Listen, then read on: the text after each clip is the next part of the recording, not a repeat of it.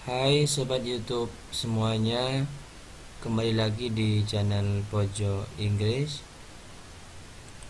Dan pada video kali ini kita akan membahas tentang TOEFL Written Expression. Dan materinya adalah materi tentang Subject Verb Agreement. Apa bedanya written expression dengan materi yang sebelumnya? Kalau di materi yang sebelumnya, yaitu TOEFL Structure, pilihan ganda, yaitu biasanya muncul di soal TOEFL dari nomor 1 sampai nomor 15. Kemudian kita diminta untuk mencari jawaban yang benar.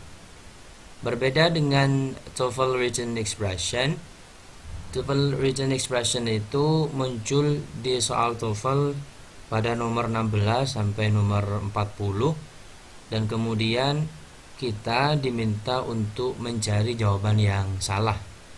Kebalikannya ya, jadi kalau di structure, di pilihan ganda, di multiple choices itu kita diminta mencari yang benar, maka di written expression dari nomor 16 sampai nomor 40 itu kita justru diminta mencari jawaban yang salah dari 4 pilihan jawaban yang diberikan. Dan materinya untuk pada video kali ini kita akan membahas tentang subject verb agreement, persesuaian antara subjek dan verb. Oke. Verb dalam sebuah kalimat harus sesuai dengan subjeknya.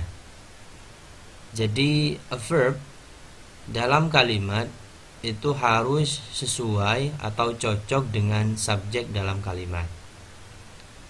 Apabila subjek singular atau tunggal, maka verb juga harus singular, harus juga berbentuk tunggal. Dan apabila subjek berbentuk plural atau jamak, maka verb juga harus bentuknya plural, harus juga bentuk jamak. Bagaimana cara membedakan subjek dan verb singular atau plural? Cara membedakannya sangat mudah, yaitu adanya penambahan s atau is. Penambahan s atau is dalam subjek menandakan bahwa subjeknya itu adalah subjek yang plural. Jadi kalau ada subjek ditambah s atau is, maka subjeknya adalah plural. Sedangkan penambahan s atau is dalam verb menandakan bahwa verbnya justru singular. Jadi kebalikannya ya. Jadi kalau di subjek ditambah s, subjeknya menjadi plural, tapi kalau di verb, verbnya ditambah s atau is, maka verbnya justru menjadi singular. Begitupun sebaliknya. Tapi jangan lupa dengan irregular plural noun. Jadi ada kalanya memang subjek jamak itu tidak harus selalu ditambah s atau is, yaitu ketika terdiri dari irregular plural noun atau kata benda jamak yang tidak beraturan, seperti kata people, children, women, dan lain-lain. Dan sekaligus juga jangan lupa kepada verb have. Kenapa? Karena have ini ketika singular berubah ke bentuk has. Jadi kalau have nanti subjeknya singular, maka have ini berubah bentuk ke has, bukan haves, tapi berubah ke bentuk has. Oke, sekarang kita masuk kepada contoh bagaimana subjek itu harus sesuai dengan verbnya. Contoh yang pertama, at the beginning of this book, the author discusses the effects of pollution on the environment. Maknanya, pada permulaan buku ini, the author, pengarang, discusses, mendiskusikan the effects of pollution, efek dari polusi on the environment, bagi lingkungan. Di sini the author, subjeknya bentuk singular, maka kali ini singular, verbnya juga harus dibuat singular dengan cara menambahkan es.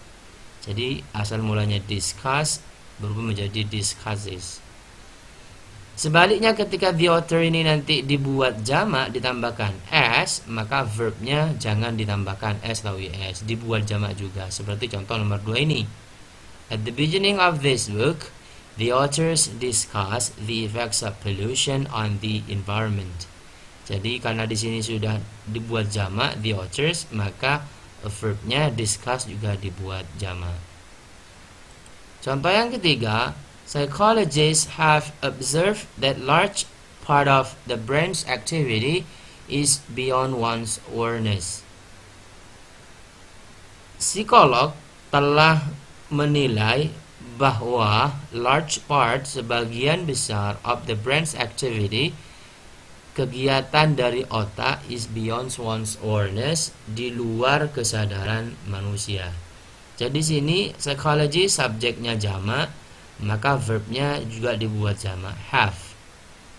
Tetapi ketika psychologist ini nanti dibuat tunggal, s-nya dibuang, maka verb have harus berubah ke bentuk tunggalnya. Seperti contoh nomor 4.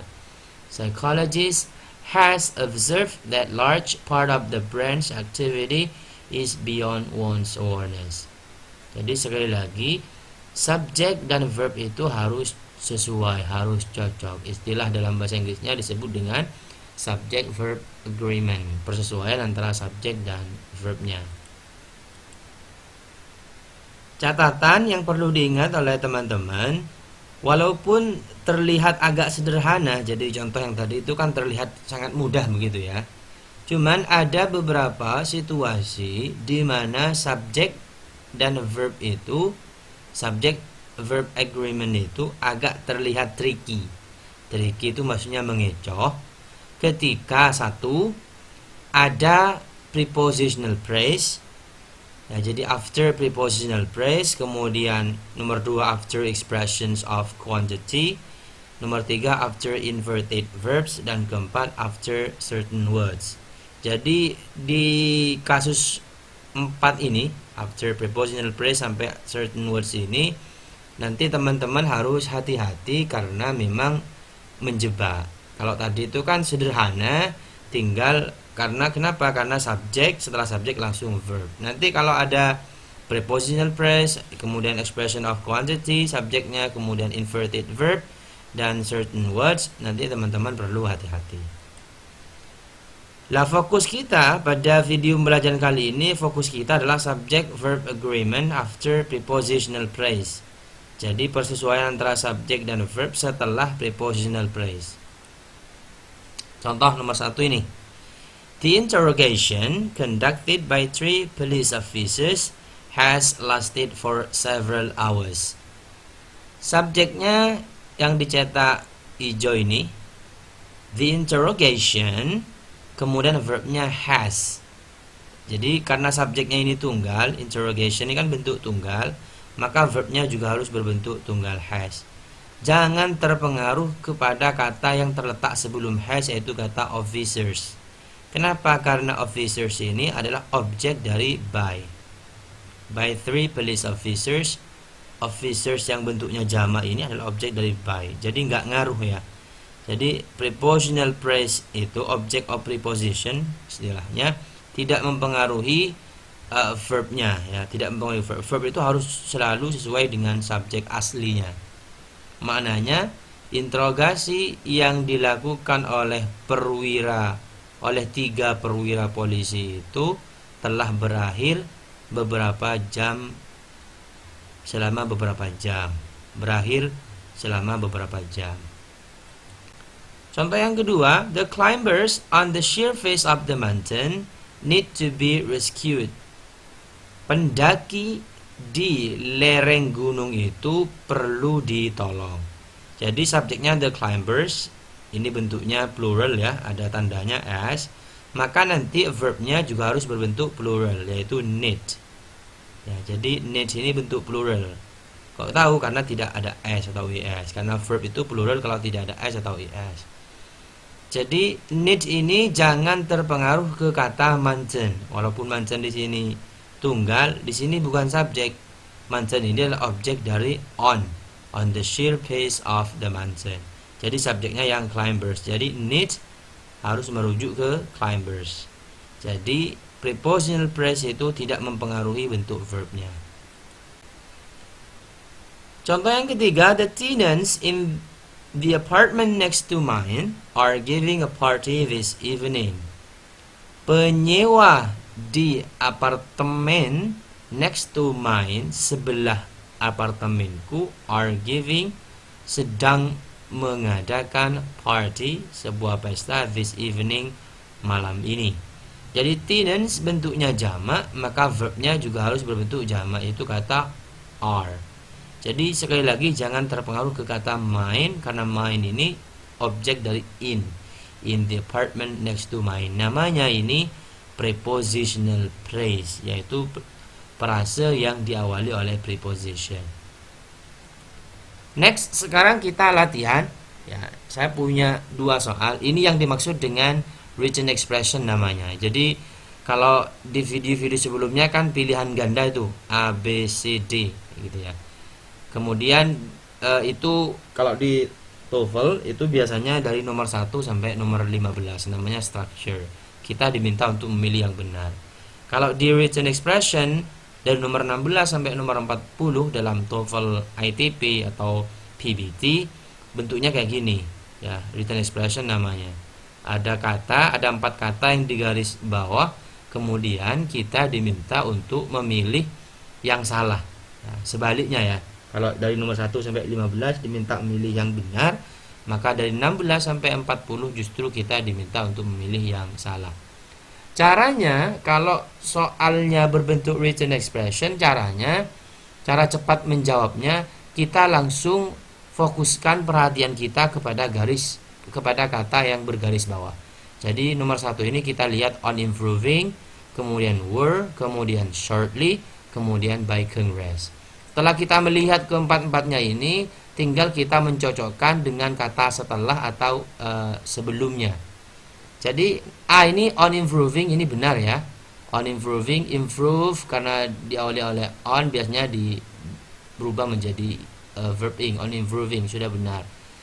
Kemudian bravo, were, apakah were ini benar? Nanti kita lihat subjeknya. Mana subjeknya? Apakah yang ini methods atau bukan?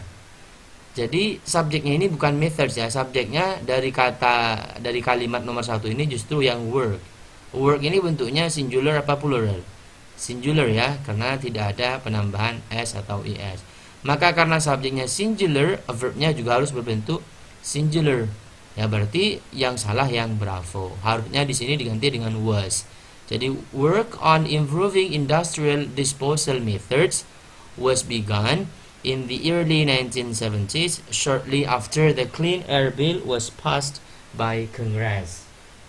Maknanya, upaya metode pembuangan sampah industri, upaya peningkatan metode pembuangan sampah industri telah dimulai pada awal tahun 1970-an, segera setelah undang-undang RUU tentang udara bersih disahkan oleh Kongres.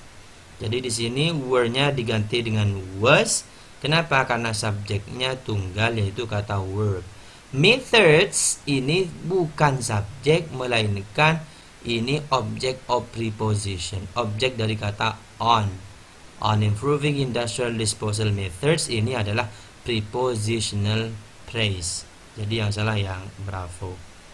Contoh yang kedua, contoh latihan yang kedua. In order to grow well, the blue spruce, like other pine trees, require a temperate climate.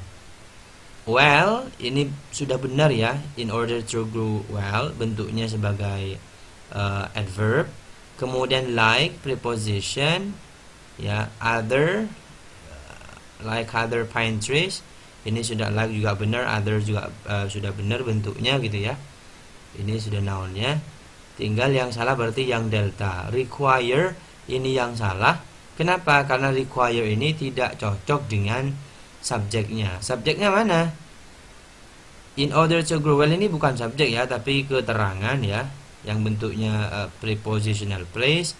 Kemudian like other pine trees ini juga prepositional phrase, prepositionnya berupa kata like. Jadi other pine trees ini merupakan objek dari like. Ini disebut dengan prepositional phrase. Jadi meskipun di sini trees bentuknya jamak, ini tidak mempengaruhi bentuk verb di sini karena ini sudah menjadi objek dari kata like.